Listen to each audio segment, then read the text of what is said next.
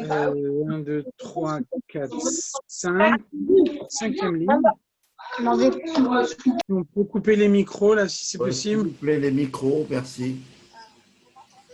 Donc, voilà. Donc on est à la 5e ligne de la page Yudbet et on a vu la dernière fois le partage d'écran, ce qui se passait lorsque on consomme un aliment qui est un aliment kasher, qui est donc issu de la Klipat Noga, mais qui n'est pas consommé pour le service de Dieu. C'est cette page, Chaim, la semaine dernière. Cette page, Chaim. Page Yudbet. C'est là? C'est celle qui est affichée, c'est bien ça, oui. Très 5e bien. ligne. Ok.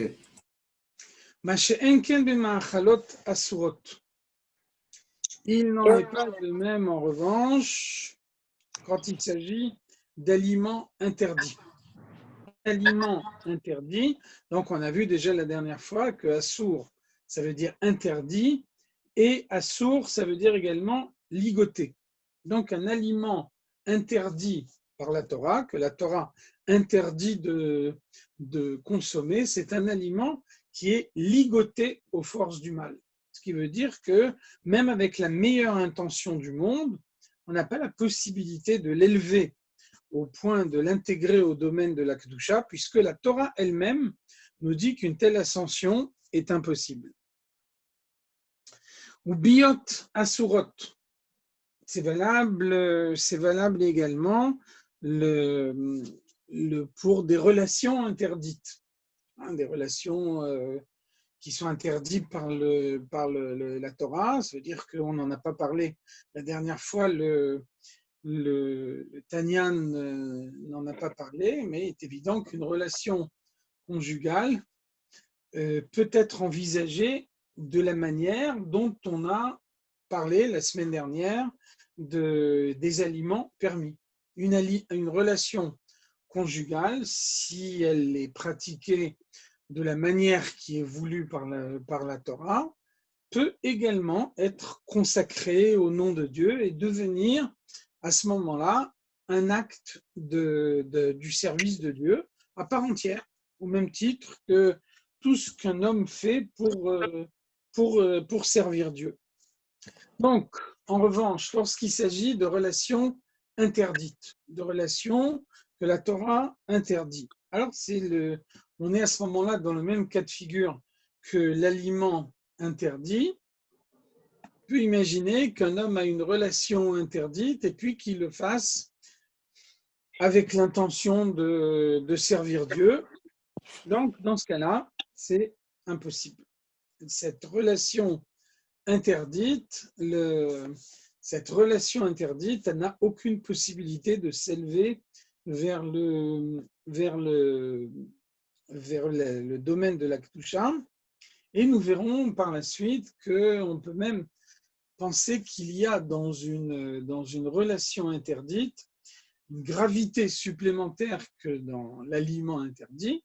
On a vu la dernière fois comment consommer un aliment interdit, c'est introduire quelque chose qui ne correspond pas à la volonté de Dieu dans son corps, au point d'en faire une partie de soi-même. Naase dam ou bassa kipsaro, l'aliment interdit devient une partie de sa chair et de son sang. Alors on voit que dans une relation interdite, il y a encore un autre aspect, c'est que la relation interdite est une capacité d'enfanter. Ce qui veut dire que cette capacité d'enfanter, lorsqu'elle est mal utilisée, c'est finalement une perte au niveau cosmique, au niveau du monde. Dieu donne à un homme la possibilité de procréer, et cet homme, qui a le libre arbitre, utilise cette capacité de procréer en allant à l'encontre de la volonté de Dieu. Alors, vous voyez que dans tous ces cas-là, donc évidemment, là, on nous cite un cas extrême, et donc on peut en déduire ce qu'il en est dans toutes les autres situations. l'intention de l'homme ne suffit pas. L'intention de l'homme se surajoute à l'action concrète. Lorsque l'action concrète est une action interdite, alors il n'y a aucune possibilité de lui apporter l'élévation. Alors, exception à cette règle, on parle d'un aliment interdit. Donc, un homme consomme un aliment interdit, ce qu'il a consommé n'a aucune possibilité de s'élever dans le domaine de la Kedusha. Si par exemple, un médecin dit que le tel malade a besoin de consommer tel aliment interdit pour recouvrer la santé, et qu'ensuite un rave confirme que l'argument du médecin étant probant, donc le rave tranche, fait un psak-din que le malade a le droit de consommer cet aliment. Alors à ce moment-là, cet aliment peut recevoir l'élévation. Dès lors que un rave a tranché que le malade peut consommer cet aliment, alors il reçoit effectivement l'élévation, bien que la Torah l'interdise. Il y a une explication du Rabbi. Le Rabbi nous dit qu'on voit que, par exemple, le Rambam nous dit « Melech shemachal al kvodo, kvodo ». Lorsque un roi renonce aux honneurs qui lui sont dus, alors en kvodo machul, on doit quand même lui manifester de l'honneur. Inversement, Rav shemachal al kvodo, kvodo machul. Si un Rav renonce à l'honneur qui lui est dû, alors on n'est pas obligé de l'honorer. Donc, le Rabbi nous dit, en apparence, ça veut dire que l'honneur du Rav est inférieur à celui du roi. C'est la raison pour laquelle le roi est honoré en tout état de cause. Inversement, le Rav a droit à un honneur inférieur à celui du roi. C'est la raison pour laquelle, lorsque le Rav dit « ne m'honorez pas », alors on ne l'honore pas. Le Rabbi nous dit c'est très précisément le contraire. Dans un cas comme dans l'autre, l'honneur vient de la Torah. C'est la Torah qui nous demande d'honorer le roi, c'est la Torah qui nous demande d'honorer le Rav. Lorsque un roi dit « ne m'honorez pas », ça veut dire que la Torah dit « honorez-le » et le roi lui-même dit « ne m'honorez pas ». À ce moment-là, on écoute la Torah et non le roi. Donc, puisque la Torah demande de l'honorer, alors on l'honore, bien que ce ne soit pas sa volonté. Finalement, en l'honorant, on va à l'encontre de sa volonté. Inversement, le Rav a quelque chose de plus que le roi, il est balabayit sur la Torah. Lui, il est le maître de la Torah. Et donc, bien que la Torah demande de l'honorer, lorsque lui-même, à titre personnel, il dit « ne m'honorez pas », alors étant devenu le maître de la Torah, alors il peut décider qu'on ne l'honore pas, bien que la Torah demande de le faire. Alors c'est la même chose ici. La Torah nous dit « tel aliment est interdit ». Le Rav peut dire « le malade a besoin de cet aliment », et donc je lui permets de le manger. À partir du moment où le Rav a fait un psak-din, il a pris une décision halachique permettant au malade de consommer cet aliment, l'aliment sort des klipot atmeot, qui sort des forces du mal totalement interdites, et il intègre le domaine de la kedusha. Entre parenthèses, le Rabbi nous dit, on voit ici que finalement, la Torah accorde plus de valeur à la médecine que la médecine elle-même. Qu'est-ce que ça veut dire? Ça veut dire que par exemple, le Rav dit ce malade est dans une situation grave et donc sa situation justifie qu'on transgresse le Shabbat pour lui. Et donc, on transgresse le Shabbat pour ce malade. Un peu plus tard, la médecine fait de nouvelles découvertes et on s'aperçoit que finalement, l'état de ce malade n'inspire aucune crainte et il ne justifie pas qu'on transgresse le Shabbat pour lui. Alors, la halakha, c'est que au moment où on a transgressé le Shabbat pour lui, à ce moment-là, la médecine considérait que c'était justifié, donc il n'y a pas eu de Chilul Shabbat. Même si par la suite, la médecine s'aperçoit que dans ce cas-là, il n'y avait pas lieu de transgresser le Shabbat. Donc finalement, nous dit le rabbi, la réponse d'un médecin est une réponse relative.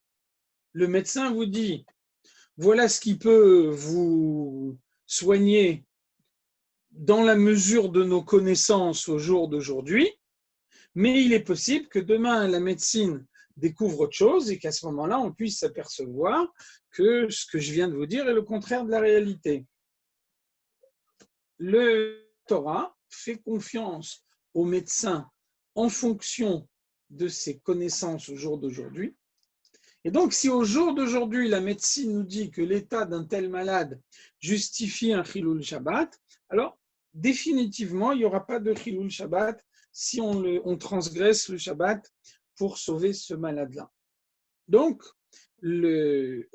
pour la Torah, la décision du médecin est une décision absolue et non pas une décision relative. Alors, qu'est-ce que ça veut dire en l'occurrence une décision absolue? Ça veut dire qu'on ne peut pas imaginer que, par exemple, un aliment qui est taref, c'est un aliment qu'on a dit avant, assour, ligoté, il est ligoté dans les mains des clipotes, et puis ensuite on permet cet aliment parce que le médecin l'a permis, et donc de cette façon-là, l'aliment quitte les clipotes atméot pour s'élever vers clipat noga. Et puis ensuite, on s'aperçoit que la médecine s'est trompée, la médecine arrive à une autre conclusion, et donc à ce moment-là, on reprendrait l'aliment qui est monté vers la clipat noga et on le fait redescendre vers les clipotes atméot. L'élévation vers clipat noga est possible, la redescente dans les clipotes atméot est impossible. C'est ça ce que ça veut dire que la décision du Rav est une décision absolue. À partir du moment où il a libéré l'aliment des clipotes atméot, il l'a libéré de façon définitive. Donc, c'est ce qui permet de relativiser ce qu'on dit ici. En tout cas, quand on a un aliment qui est interdit, qu'on n'a aucune possibilité de permettre, ça veut dire cet aliment vient des clipotes totalement impures. Et donc, cet aliment est définitivement emprisonné dans les clipotes. Un autre exemple, une autre illustration du principe que vous avez ici. On voit que le Rambam nous dit qu'à l'époque du Beth Amikdash, il y avait en Eretz Israël le statut de Ger Toshav. Ger Toshav, c'est un goy qui habite en Eretz Israël, et donc il s'engage pendant tout le temps qu'il est en Eretz Israël à respecter les Shva Mitzvot Bnei Noach, les 7 mitzvot des Goïm. C'est ce qu'on appelle de nos jours un chassid umot haolam, alors avec la différence que le chassid umot haolam peut être chassid ou motaolam n'importe où, dans n'importe quel endroit du monde, alors que le ger toshav, c'est quelqu'un qui habite précisément en Eretz Israël. Donc le Rambam nous dit, un goy s'appelle chassid ou motaolam, ou bien ger toshav en Eretz Israël, à partir du moment où il a conscience que ces 7 mitzvot ont été révélés par Dieu sur le mont Sinaï, c'est-à-dire que sur le mont Sinaï, de la même façon que Dieu s'est adressé aux Juifs et leur a donné 613 mitzvot, il s'est adressé également aux Goyim et il leur a donné 7 mitzvot. Ça veut dire que si un Goy fait les 7 mitzvot uniquement par engagement personnel, parce qu'il a des valeurs morales, il a une moralité, mais donc il n'a pas l'intention de se soumettre. Vas-y, bouge. Vas-y, bouge. Vas-y, bouge, s'il te plaît. Il n'a pas l'intention de se soumettre à Dieu, à Moshe Rabbeinu, à la révélation du Sinaï, donc il n'est pas considéré comme un chassid ou motaolam, ou bien comme un ger toshav. Alors après, le Rambam ajoute quelque chose de plus. Le Rambam nous dit,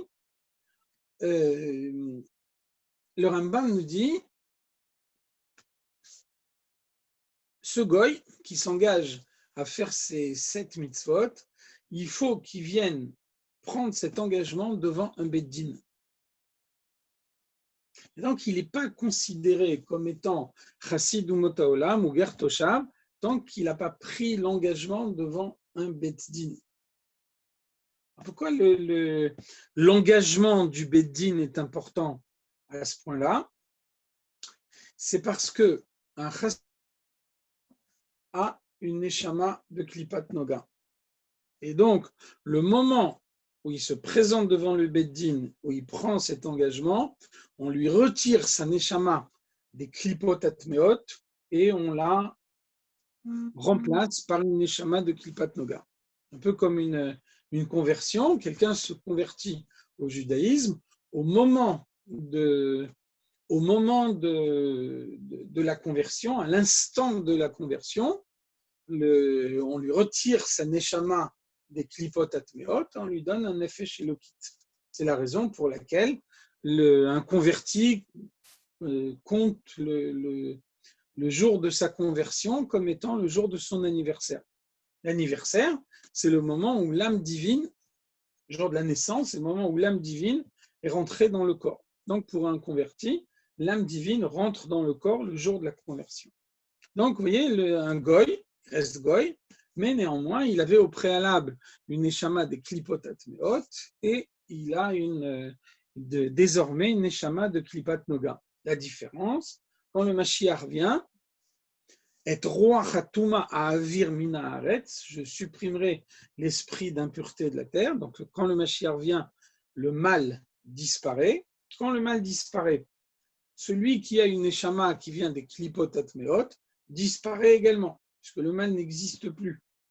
Inversement, celui qui a une neshama de klipat noga, dans sa neshama, il a une partie de bien, une partie de mal. Alors la partie de bien subsiste après la venue du Mashiach et permet de le faire vivre.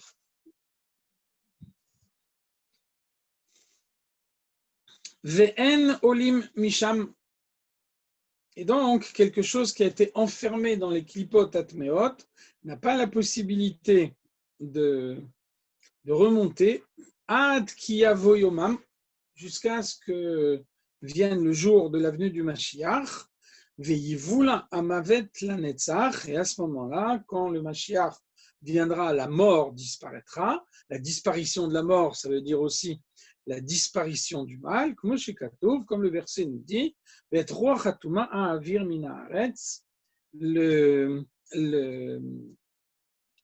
ce moment-là, donc l'esprit d'impureté, donc le mal, disparaîtra du monde. Au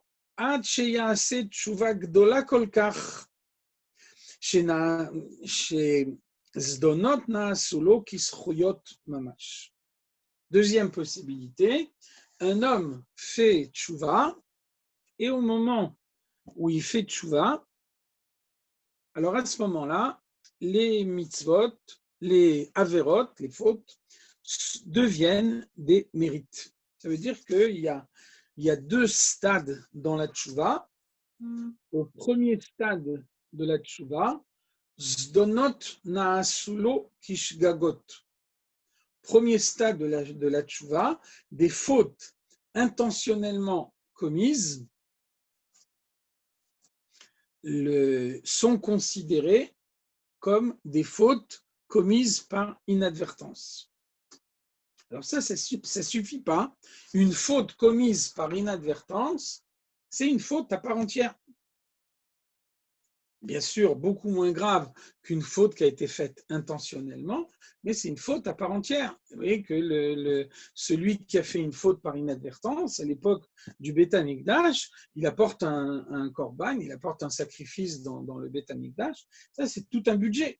Acheter un animal avec tout ce qui va avec, une mesure de farine, etc. Donc, c'est vraiment un budget. Pourquoi est-ce qu'on lui fait dépenser tant d'argent? C'est pour lui montrer que la faute, même commise par inadvertance, d'un certain point de vue, elle a aussi été voulue par l'homme.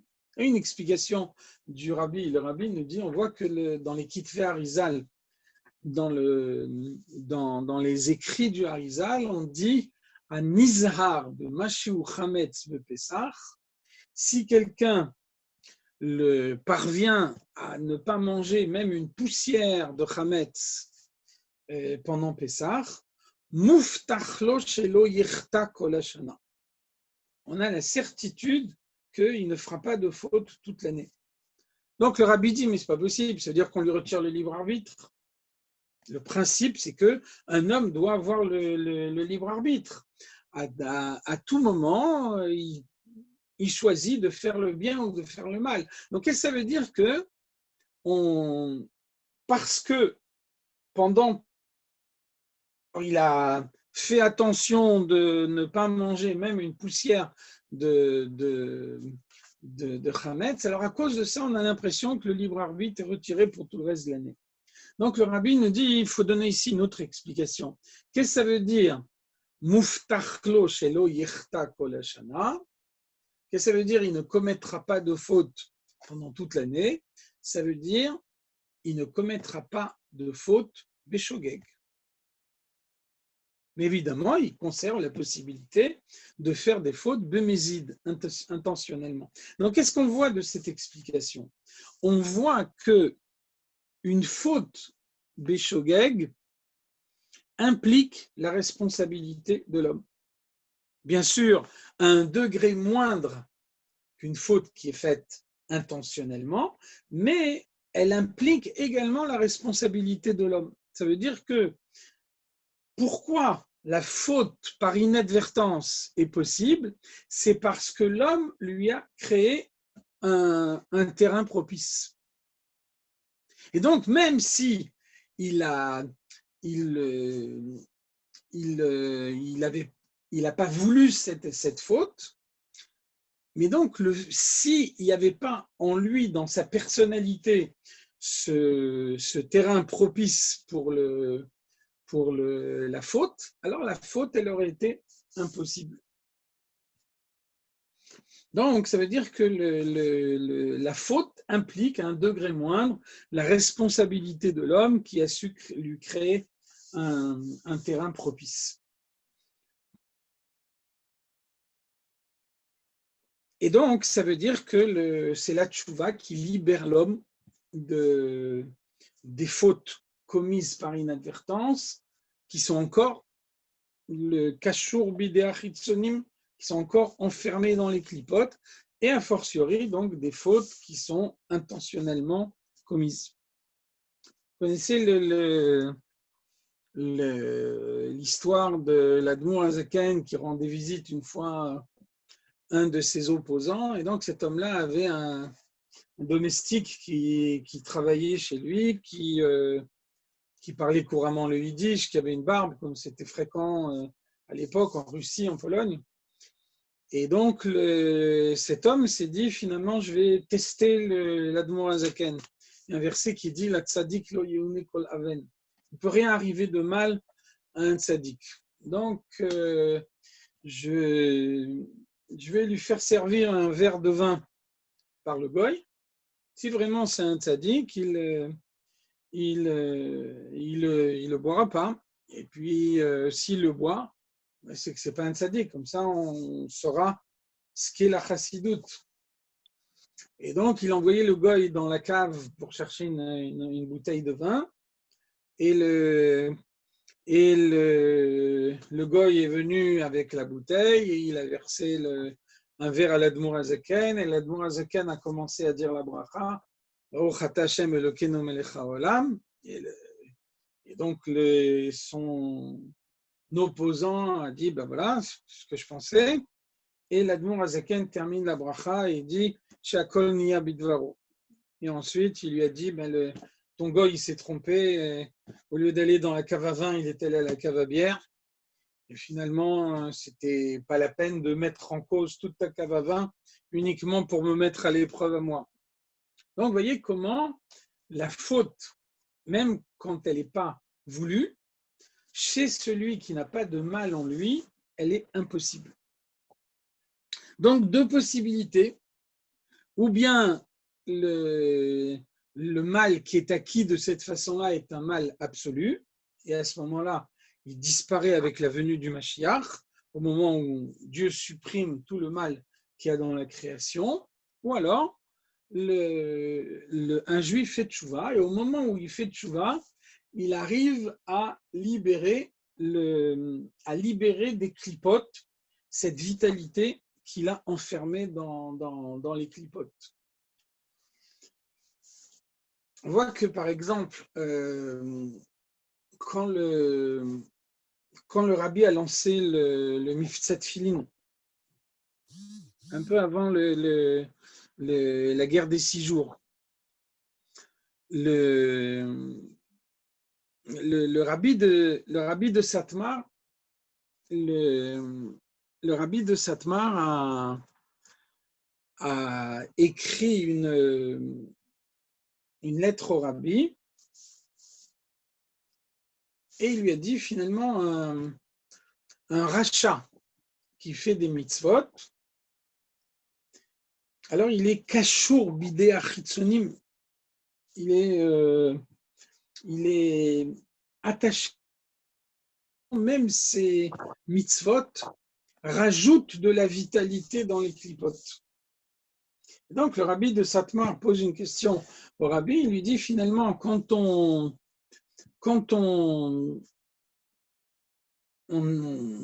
prend un juif dans la rue et qu'on lui met les tefilines, et peut-être que ce juif-là, il pense à autre chose, et qu'au moment où on lui met les tefilines, il veut juste se débarrasser, et il n'a aucune intention de les mettre demain, est-ce que de cette façon-là, on n'est pas le Mosif Chayut Beklipot?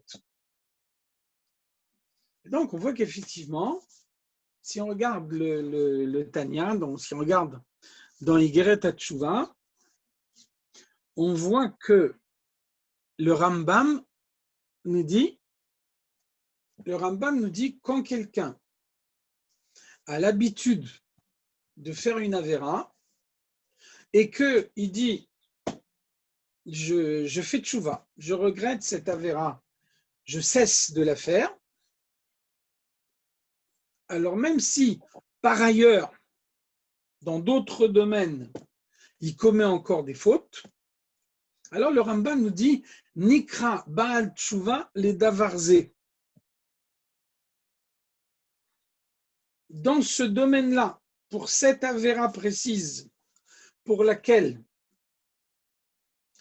il a fait Tchouva, alors il s'appelle Baal Tchouva. L'Admour Azaken, dans Igeret HaTshuva, nous dit qu'est-ce que c'est un Baal Tchouva? C'est quelqu'un qui cesse de faire toutes les avérotes. Si il cesse de faire toutes les avérotes, sauf une, Alors il ne s'appelle pas par Baal Tshuva parce que par l'intermédiaire de cette Avera qui continue à faire maintenant, il est Mosif Chayut Beklipot. Il fait descendre dans les forces du mal toute la vitalité qu'il obtient dans le monde grâce aux mitzvot qu'il a accomplis.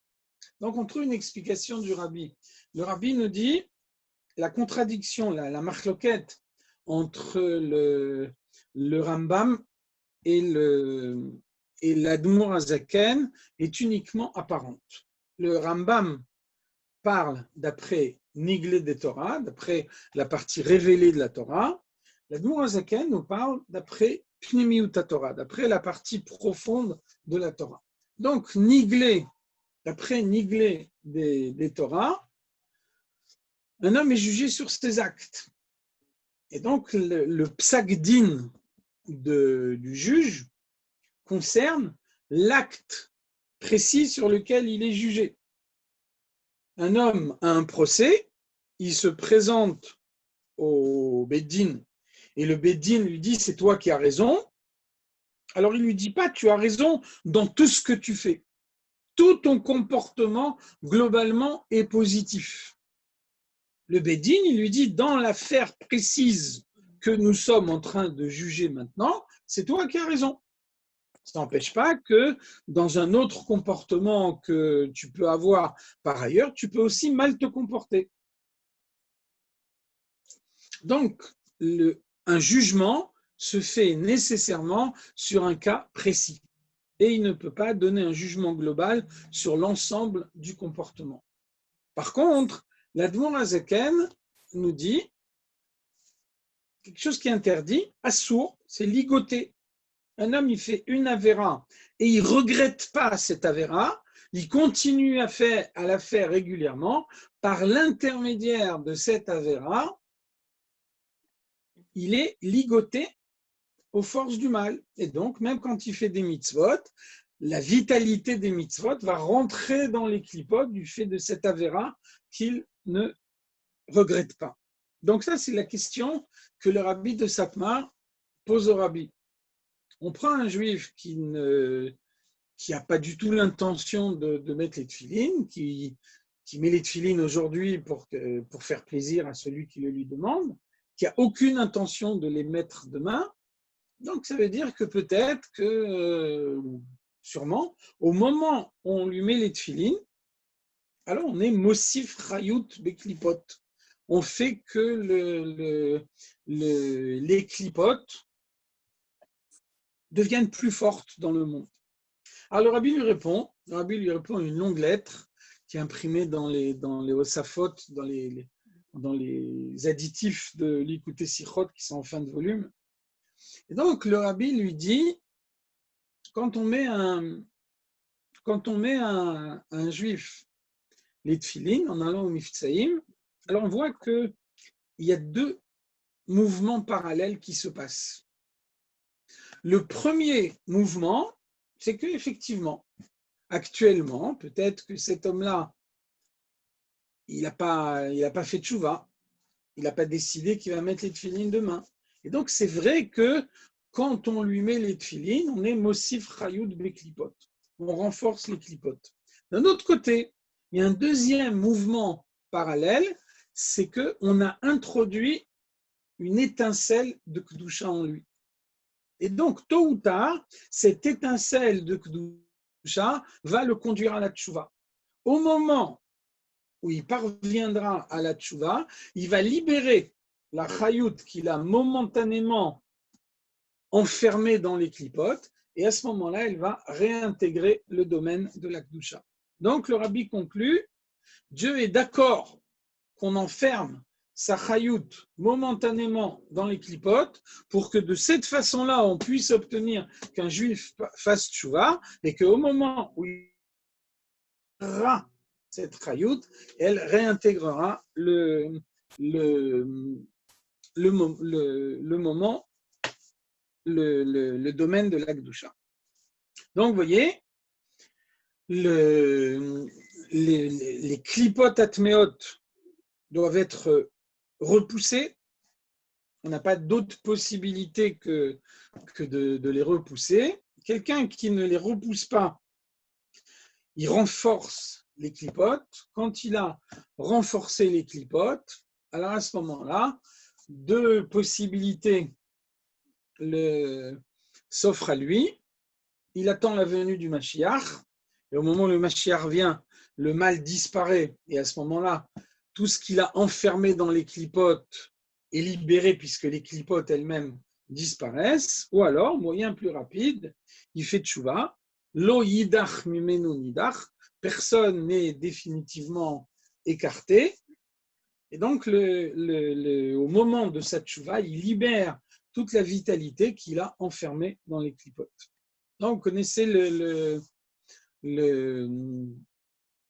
l'explication du Rabbi. Le Rabbi nous dit, on voit dans Ilchot Talmud Torah de l'Admour Hazaken, on voit que l'Admour Hazaken nous dit chaque juif est obligé d'accomplir toutes les 613 mitzvot, ben bemarshava, ben bedibur, ben bemaaseh, par la pensée, par la parole et par l'action, puisque ces trois dimensions existent dans toutes les 613 mitzvot à la fois, ben begilgul ze, ben begilgul acher, que ce soit dans cette vie ou dans une autre vie, ça veut dire qu'il pourra avoir une autre vie dans laquelle il pourra compléter tout ce qui a manqué dans la vie précédente pour arriver à accomplir toutes les 613 mitzvot par la pensée, par la parole et par l'action. Et à ce moment-là, sa neshama est entièrement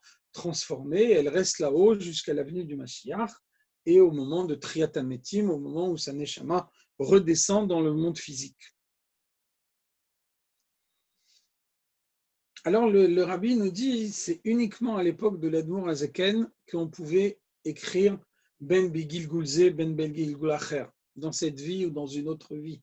Le rabbi nous dit, si les Ilchot Talmud Torah de l'Admour Hazaken avait été écrit à notre époque, dans notre génération, alors l'Admour Hazaken n'aurait pas écrit Ben Begilgul Ze, Ben Begilgul Acher, parce que nous sommes la dernière génération de l'exil, qui sera la première génération de la délivrance. Et donc là, il n'y a pas le choix, on est obligé de faire tchouva dans notre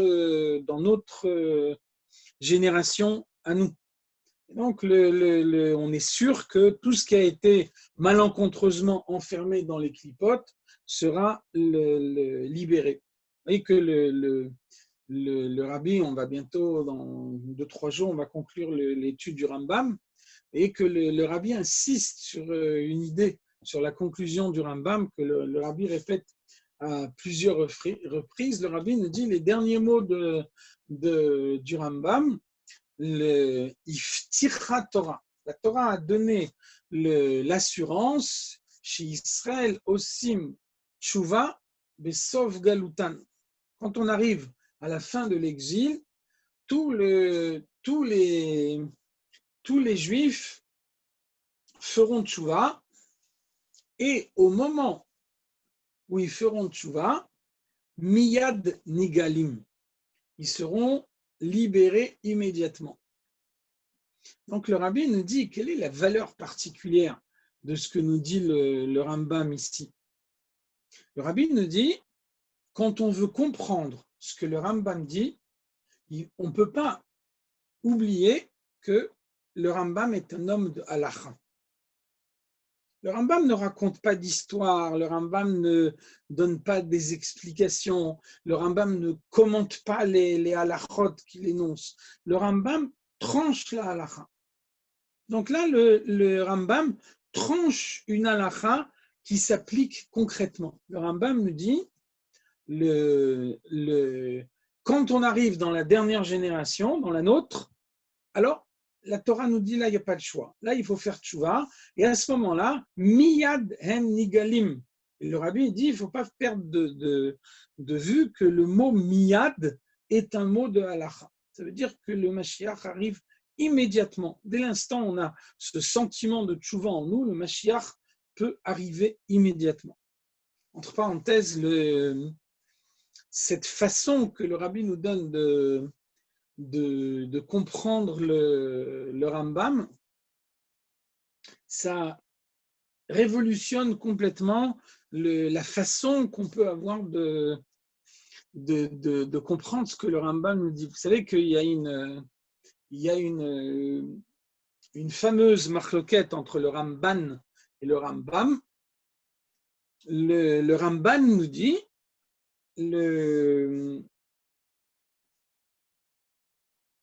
tout ce que la Torah a dit à propos de la venue du Mashiach, ça va se réaliser au sens le plus littéral. Les garzev im keves, le loup va cohabiter avec l'agneau. Ça se passera concrètement dans le monde. Et le Rambam n'est pas d'accord avec ça, et le Rambam nous dit Akol mashal umlitza. Il faut interpréter tout ça comme des images, comme des allégories.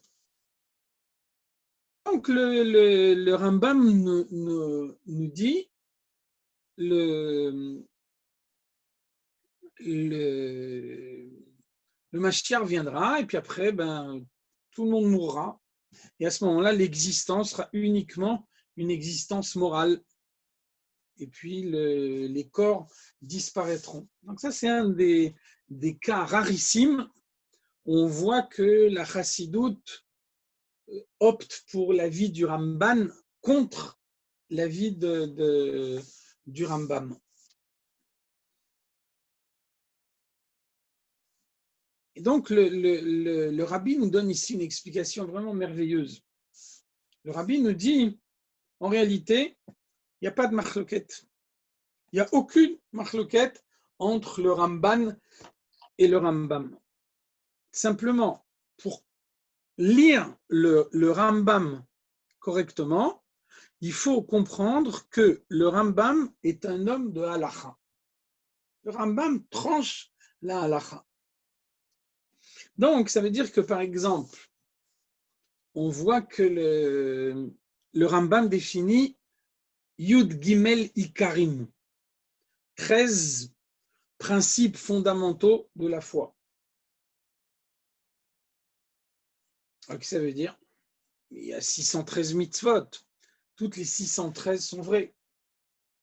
Donc, pourquoi on doit privilégier parmi ces 613 mitzvot 13 principes qu'on va appeler Ikarim? Ces principes-là sont des principes fondamentaux. Alors, qu'est-ce qu'il veut nous dire le Rambam? Le Rambam, il veut nous dire, la Torah nous dit, il y a 7 cieux. Si quelqu'un vient et dit, moi je ne suis pas d'accord, moi je pense qu'il y en a 8, cet homme-là fait une erreur. La Torah dit qu'il y a 7 cieux et pas 8. Néanmoins, l'erreur qu'il a faite en disant il y a 8 cieux n'est pas une erreur suffisamment importante pour qu'on puisse dire qu'il s'est écarté totalement du judaïsme. Inversement, si par exemple quelqu'un dit « En triat hametim min Torah », dans la Torah on ne parle pas du tout de la résurrection des morts, alors ça c'est un des 13 principes. Donc là, ça veut dire qu'il s'est écarté du judaïsme au point qu'on peut dire maintenant il a tout rejeté. Donc finalement, quand le Rambam il dit, quand le Mashiach viendra, la vie sera une vie morale. Le Rabbi nous dit, ça ne veut pas dire nécessairement que le Rambam il pense vraiment qu'il y aura une vie morale. Le Rambam il peut tout à fait être d'accord que quand le Mashiach viendra, la vie sera une vie physique. Et donc la chassidoute nous explique que c'est la logique même que la vie soit une vie physique, parce que ce qui permet d'obtenir la venue du Mashiach, c'est la transformation de la matière du monde. Comment est-ce qu'on peut transformer la matière du monde avec son corps? Et donc, ce n'est pas logique de dire que le corps a servi à transformer la matière du monde, et ensuite, une fois que cette transformation a été pleinement obtenue, le corps disparaît. On ne peut pas dire ça.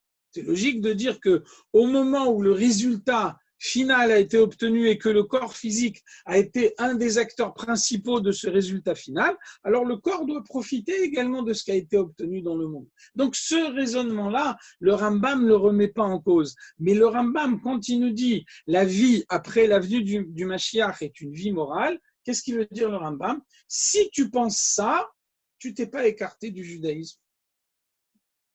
Ça ne veut pas dire que cette idée, elle est vraie. Celui qui dit il y a 8 cieux, il se trompe. Celui qui dit la vie après la venue du Mashiach est une vie morale, il se trompe. Mais dans un cas comme dans l'autre,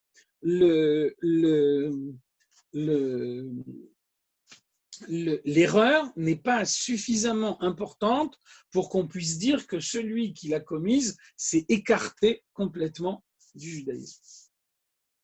Donc, vous savez que il y a toujours eu une discussion, vraiment dans toutes les générations, il y a deux écoles. Il y en a qui nous disent le Rambam ne connaissait pas du tout la Kabbalah. Le Rambam n'a jamais étudié la Kabbalah. C'était pas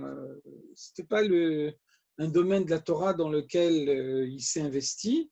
Donc, il ne connaissait pas la Kabbalah. Notre école nous dit, au contraire, le Rambam connaissait parfaitement la Kabbalah, seulement il ne laisse jamais transparaître des idées de Kabbalah dans ses livres parce qu'il considère, à juste titre, qu'à son époque, le moment n'était pas encore venu qu'elle soit enseignée, largement diffusée. Donc c'est pour ça qu'il ne fait pas du tout allusion à la Kabbalah. Alors on voit que quand le rabbi a lancé l'étude quotidienne du Rambam, la conclure dans quelques jours, donc c'est le moment de se renforcer dans cette étude, et ceux qui ne l'ont pas encore adapté doivent saisir l'occasion du nouveau cycle d'études qui commence maintenant pour essayer de se joindre aux centaines de milliers de gens dans le monde qui étudient le Rambam tous les jours. Et donc, on voit que quand le Rambam a écrit son livre, alors le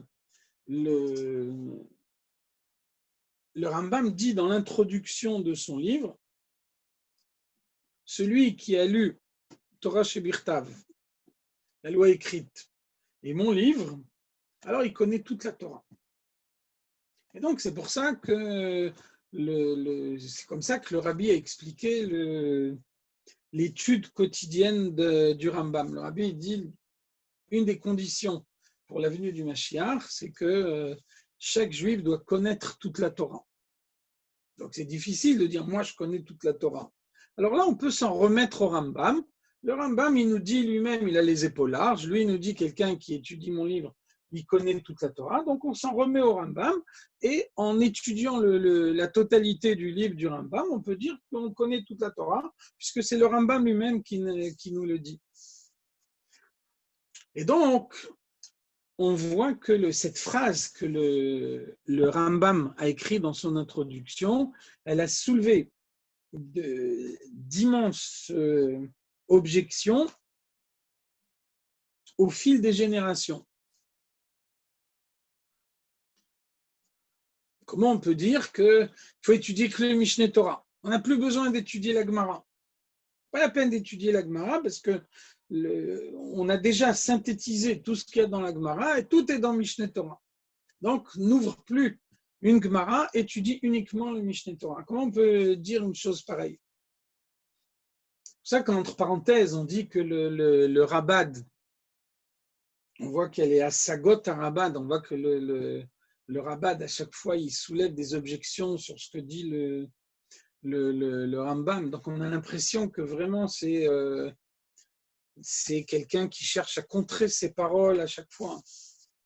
Et donc, on dit au contraire, le Rabat, c'était un admirateur du Rambam. Et justement, il voulait aider à mettre de côté cette objection. Le le Rambam, il dit lui-même, c'est pas la peine d'ouvrir la Gemara. Après, il dit quelque chose et puis on voit que quelqu'un conteste, alors on veut vérifier les choses. Donc, on va voir dans la Gemara pour savoir comment il faut comprendre ce passage-là. Donc, finalement, c'est un moyen que tout en étudiant le Rambam, on puisse quand même maintenir son étude de la Gemara. Et donc, on voit que dans tout le Mishneh Torah, le Rambam, à aucun moment, n'indique ses références, puisqu'il a dit déjà dans son introduction, vous n'avez plus besoin d'étudier tous les autres livres, vous étudiez uniquement mon livre et vous connaissez tout. Et c'est précisément donc à cause de ça que certains n'étudiaient pas le Rambam. Donc, le Rabbi a dit à l'époque, puisqu'on voit qu'il y a des gens qui n'étudient pas le Rambam parce que le Rambam n'indique pas ses références.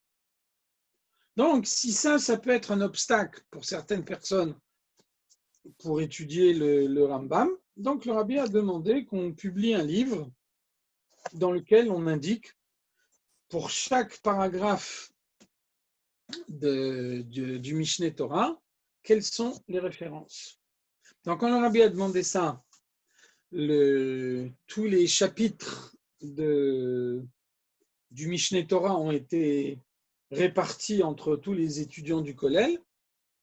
Et donc, chacun a travaillé sur quelques chapitres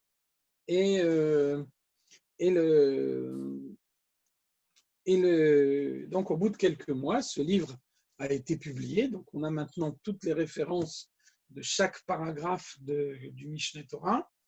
Et donc, quand ce livre a été publié, on s'est aperçu que certains paragraphes du Mishneh Torah ont une référence uniquement dans le Zohar et dans les livres de la Kabbalah.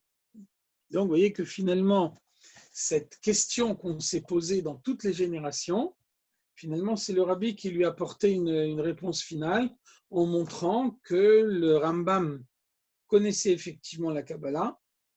Simplement, à son époque, de nombreux siècles avant la révélation de la Chassidoute, avant même la venue du Harizal, donc le moment n'était pas encore venu d'enseigner la Kabbalah publiquement. C'est pour ça qu'à aucun moment, le Rambam ne fait état de sa connaissance de la Kabbalah. Mais donc, c'est une certitude qu'il avait la connaissance de la Kabbalah et que donc, il savait que la Kabbalah établit clairement que la vie après la venue du Mashiach sera une vie physique. Et donc, vous voyez que pour comprendre ce que dit le Rambam, on a besoin de ce principe que le Rabbi nous donne, selon lequel chaque affirmation du Rambam est comprise quand on admet que c'est un mot de halakha.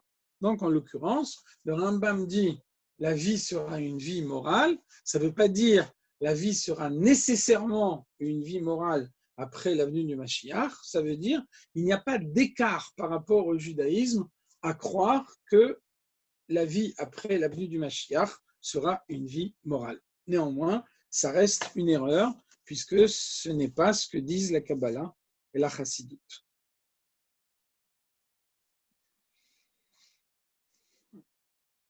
Alors, on a dit tout à l'heure, il y a deux formes de tchouva, tchouva me'ira, tchouva me'ahava. Il y a la tchouva qui est inspirée par la crainte de Dieu. Et donc, on a dit, c'est celle qui fait que le zdonot naasulo kishgagot, les fautes intentionnellement commises sont considérées comme des fautes par inadvertance. Et ensuite, tchouva me'ahava, la tchouva qui est inspirée par l'amour de Dieu, grâce à laquelle le zdonot naasulo kisruyot, les fautes intentionnellement commises deviennent des mérites. Et là, à ce moment-là, tout le mal qui a été enfermé dans les clipotes en est libéré. Alors pourquoi est-ce que la tchouva par amour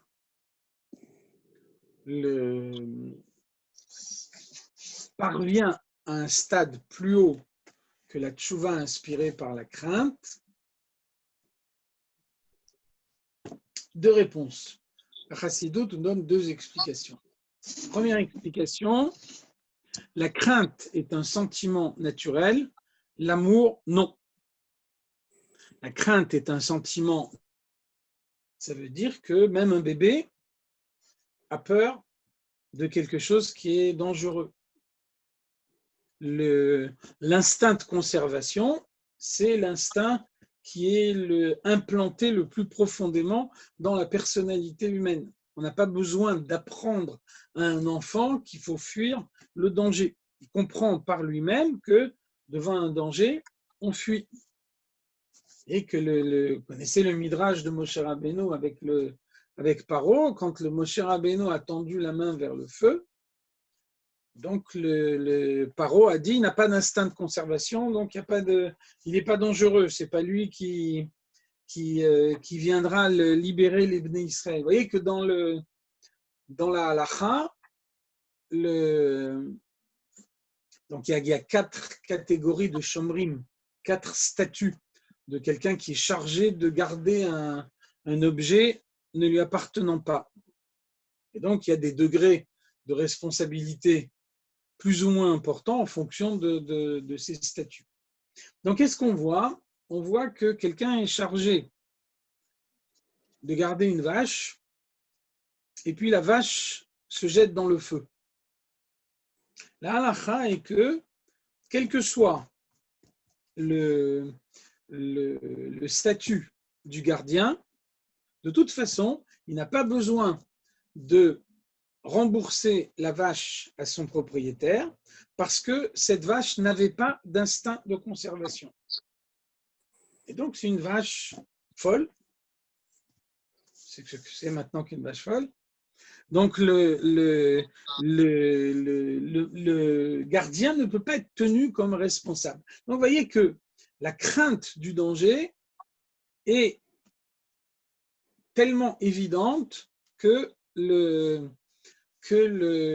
n'importe qui peut l'avoir, même un animal. En revanche, l'amour n'est pas un sentiment naturel. Vous croisez quelqu'un dans la rue, vous le voyez pour la première fois, c'est impossible de l'aimer. À partir de quand vous pouvez aimer quelqu'un? À partir du moment où vous le connaissez et vous avez trouvé en lui des éléments qui justifient qu'il soit aimé. Donc l'amour se construit. L'amour n'est pas un sentiment naturel. C'est ça que celui qui a fait l'effort de construire en lui un amour de Dieu parvient à un niveau plus haut que celui qui se limite à la crainte de Dieu. Donc la tchouva inspirée par l'amour est plus puissante que la tchouva qui est inspirée par la crainte. Deuxième explication, la tchouva par la crainte ne fait pas totalement abstraction de son ego. Lorsque quelqu'un fait tchouva parce qu'il a la crainte de Dieu, ça veut dire que quelque part, il a peur de la punition. Donc, il y a bien sûr un désir de revenir vers Dieu, il y a un désir de se rapprocher de Dieu, mais il y a aussi un désir de préserver sa propre personne, de ne pas s'infliger une punition trop importante. Inversement, dans l'amour, la tchouva par amour, il n'y a aucune motivation personnelle. Il n'y a aucune recherche de son bien personnel. La tchouva par amour, c'est la recherche de la proximité de Dieu pour Dieu lui-même. Et donc, dans la mesure où il n'y a pas de motivation personnelle, dans la mesure où il s'agit uniquement de tchouva par amour, apporte un résultat plus important. En l'occurrence, elle fait disparaître complètement toute la vitalité divine qui a été enfermée dans les clipotes. À ce moment-là, la vitalité réintègre totalement la kedusha. Et donc, à ce moment-là, l'homme devient un Baal Tshuva à part entière, celui qui a su ressortir toute la vitalité qu'il a enfermée dans les clipotes pour la ramener dans le domaine de la Kedusha. On va s'arrêter là pour ce soir et on reprendra la prochaine fois si Dieu veut. On va appeler ou en moto? Rav Meloul, Oui. juste une petite question. C'est Oui. Jean-Marc. Mazel Tov. Non, Mazel ça Tov, va. Mazel Dès que Tov. je marche un peu, ça va mieux. Tu vois ce que je veux dire? Ah. Presque. Ça veut dire que quand je m'arrête comme ça, je reprends. Ah, il y a un cours de conduite en même temps. T'as un concurrent là, oui. Ouais. Non, c'est pas grave. Merci beaucoup pour le Mazel Tov. Merci beaucoup. Qu'est-ce que je voulais te dire? C'est quand les Osafot dans l'écouter Sirot, c'est lequel écouter Sirot? Les lunettes, je prends un Si je me rappelle bien, ça doit être le 12 ou le 13. Mais Binéder, je vérifie, je te dis. Et la deuxième question, c'est en yiddish? Non, c'est en hébreu. Ah, bah donc ça, ouais. Ok, bah, je vais chercher 12 ou 13, je vais chercher. Ok, d'accord. Voilà. Merci. Merci beaucoup. Mais deviens pas Satmer, attention. Hein. Ouais, et ça fait 30 ans que je veux redevenir Chabad, donc attends que je devienne Chabad un peu. Donc tout va bien, alors ça va. Ça va. Continue comme ça. J'ai encore de la marge, donc ça va. Donc ça va bien alors. Au revoir, Allez, Chaim tout. Soudri. Au revoir les Chaim. Au revoir, les Chaim. Les Chaim et les Bracha.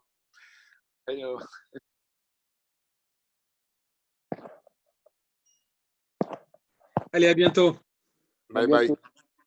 Ah, et les écrits, comment il va les écrits de Lyon? Bon, Hachem, et toi? Tu t'occupes de ma sœur ou toujours pas? Lui.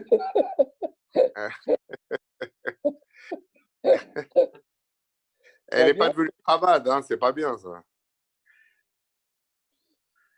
Bon, bientôt. Tu vas bien, ça va? Grâce à Dieu et toi?